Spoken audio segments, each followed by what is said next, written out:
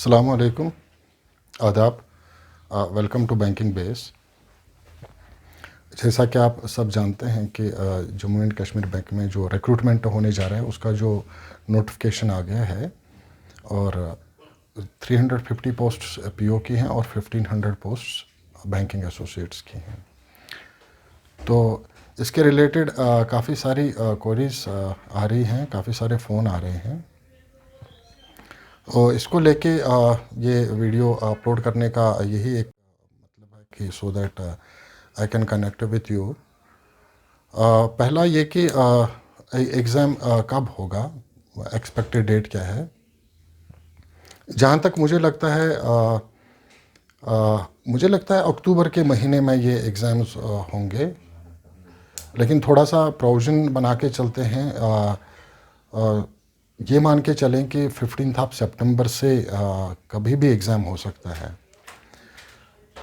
तो आपके पास जो समय है वो अप्रॉक्सीमेटली अगर ये मान के चलें तो 3 मंथ्स का समय आपके पास है इस एग्ज़ाम को लेके प्रिपेयर करने के लिए। 3 months is a sufficient time, enough time है। 3 मंथ्स में आप अच्छे से कर सकते हो।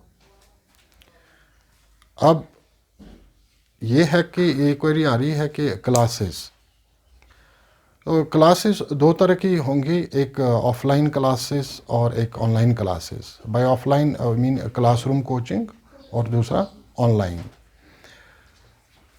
मैं आई इम्प्रेस अपॉन कि आप फिज़िकल क्लासरूम कोचिंग ही अटेंड कर लीजिए, क्योंकि फ़िज़िकल क्लासरूम कोचिंग जो आप कर रहे हैं, जो आप ऑफलाइन कोचिंग करते हैं, तो उसमें क्या रहता है, एक इफ़ेक्टिव लर्निंग रहता है।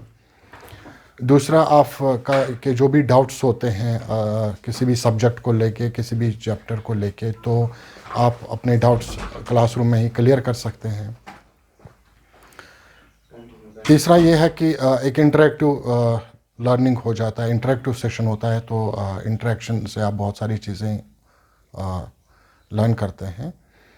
अब अगर जो ऑफलाइन क्लासेस हैं, मुझे लगता है कि 20 जून से शुरू होंगी। अगर हालात अगर लॉकडाउन खुल गया और अगर नहीं तो फिर अप टू 1 जुलाई देख लीजिए, तो मे बी 1 जुलाई से वो ऑफ़लाइन क्लासेस शुरू हो जाएं। और अगर ऑफ़लाइन क्लासेस नहीं होती हैं तो फिर ऑनलाइन क्लासेस ही रहेंगी। और अगर ऑफ़लाइन क्लासेस शुरू हो जाती हैं तो कुछ ऐसे बच्चे भी होंगे जिन्हें एग्ज़ाम देना है, जो for various reasons offline classes attend नहीं कर पाएंगे, क्लासरूम कोचिंग अटेंड नहीं कर पाएंगे, तो उनको ऑनलाइन क्लासेस, उनके पास तो फिर एक ही ये ऑप्शन बचता है कि वो ऑनलाइन क्लासेस ज्वाइन करें। अब इस एग्ज़ाम को क्रैक करने के क्या तरीके हैं, how to crack this exam, ये बहुत बड़ा सवाल है। इसके लिए मैं बता दूं कि सबसे इम्पॉर्टेंट चीज़ है कि आपको इस एग्ज़ाम को लेके सीरियस होना पड़ेगा, सीरियस एफर्ट करना पड़ेगा। उसके बाद ही आप इस एग्ज़ाम को क्रैक कर सकते हैं। हाफ हार्टेड एफर्ट इसमें नहीं चलेगा। जितने भी जो भी जॉब्स के लिए जो भी एग्ज़ाम्स होते हैं, कंप्यूटर बेस्ड टेस्ट्स होते हैं या ऑफलाइन एग्ज़ाम्स होते हैं, जब भी आप किसी जॉब के लिए अप्लाई करते हैं और एग्ज़ाम में बैठते हैं, तो वहाँ पे तुक्के कभी नहीं चलते हैं। सो आपको बहुत अच्छे से पढ़ाई करनी है, बहुत अच्छे से अपने आप को एग्ज़ाम के लिए तैयार करना है और एग्ज़ाम देना है। जहाँ तक जो बैंक्स में जो जॉब के रिलेटेड जो एग्ज़ाम्स होती हैं, इनमें क्या चीज़ ज़रूरी है, कैसे आप इस एग्ज़ाम को क्रैक कर सकते हैं। 2 चीज़ें हैं जो बहुत ही इम्पॉर्टेंट हैं, एक एक्यूरेसी, दूसरा स्पीड। एक्यूरेसी के लिए आपको सारी चीज़ें सीखनी पड़ेंगी। आपको ज़ीरो से स्टार्ट करना पड़ेगा और जितने भी टॉपिक्स हैं, रीजनिंग में हैं या कॉन्ट्स में है या जो बाकी सब्जेक्ट्स हैं, आपको वो सारे टॉपिक्स, मोस्टली जो रीजनिंग और कॉन्ट्स हैं, वहाँ पे आपको सारे टॉपिक्स सीखने पड़ेंगे, समझने पड़ेंगे। आपको अपनी जो एक्यूरेसी है उस एक्यूरेसी को इम्प्रूव करना पड़ेगा। और एक्यूरेसी के साथ साथ फिर आपको स्पीड पे काफ़ी ज़्यादा ध्यान देने की ज़रूरत है, because speed and accuracy both the things go hand in hand. दोनों चीज़ें बहुत इंपॉर्टेंट है। अगर किसी के पास एक्यूरेसी है, स्पीड नहीं है, तो नहीं कर पाएगा, क्योंकि आपको एक लिमिटेड टाइम में एक लिमिटेड नंबर ऑफ क्वेश्चंस के आंसर्स देने हैं। सो एक्यूरेसी के बाद आपको स्पीड पे जाना पड़ेगा। अगर आपके पास स्पीड है, एक्यूरेसी नहीं है, तब भी आपको दिक्कत आ सकती है। सो दोनों चीज़ों पे काम करना पड़ेगा, एक्यूरेसी पे भी और स्पीड पे भी। अब जैसा मैंने आपको बता दिया कि एक्यूरेसी के लिए आपने क्या करना है, ये सारी चीज़ें सीखनी है, समझनी है और उसके बाद स्पीड पे काम करना है। लेकिन स्पीड पे आप कुछ चीज़ें ऐसी हैं जिन पे आप आज से ही काम शुरू कर सकते हैं, जो आगे स्पीड पकड़ने के लिए, स्पीड को इम्प्रूव करने के लिए आज से ही ज़रूरी है। मैं जो टिप्स आपके साथ शेयर कर रहा हूँ, ये टिप्स एक्सपीरियंस के बेस्ड हैं। देखिए, एक होता है कि आप जब भी आप ये एग्ज़ाम के लिए तैयारी कर रहे हैं तो आपको पहले एक पढ़ने के लिए एक स्ट्रैटेजी बनानी पड़ेगी, एक प्लान बनाना पड़ेगा और आपको उस स्ट्रैटेजी और उस प्लान को फॉलो करना पड़ेगा ऑल अलोंग, जब तक कि आपका एग्ज़ाम नहीं होता है। दूसरी चीज़, अब सारी चीज़ें तैयार करके जब आप एग्ज़ाम हॉल में जाते हैं तो एग्ज़ाम हॉल में what are dos and do nots, उन पे भी बहुत ज़्यादा निर्भर है कि आप उस रोज़ कैसा परफॉर्म करेंगे।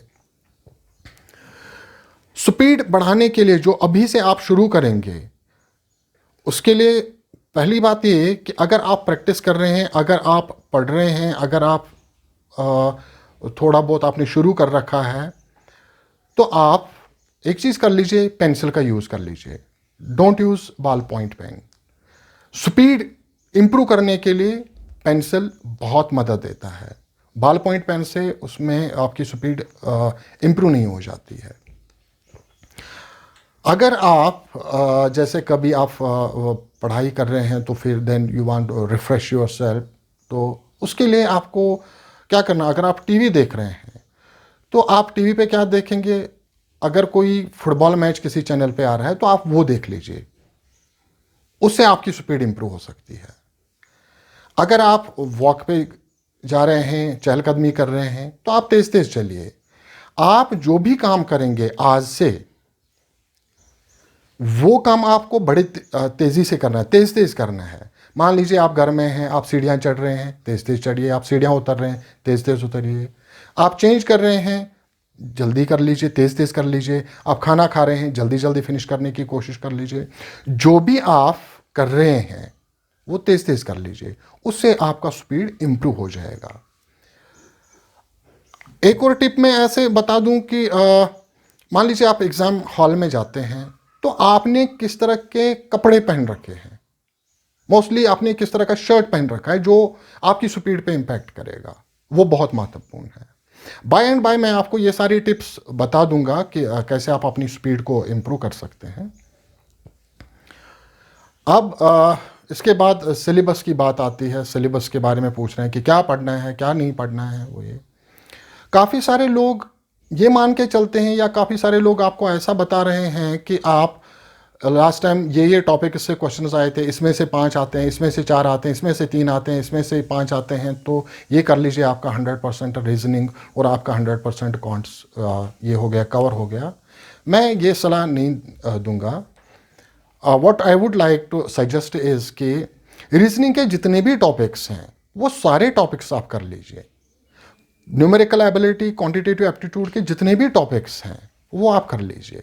हाँ, ये चीज़ बता सकते हैं, जो अभी तक का इन एग्जाम्स को जो कंडक्ट करा है, जो अभी तक का पैटर्न रहा है, उस पैटर्न के बेसिस पे जितने भी टॉपिक्स रीजनिंग में हैं, जितने भी टॉपिक्स क्वांट्स में हैं, वो सारे टॉपिक्स आप कर लीजिए। उसके बाद ही आप ये बता सकते हैं कि हाँ, हमने ऑलमोस्ट 100% कवर कर लिया है।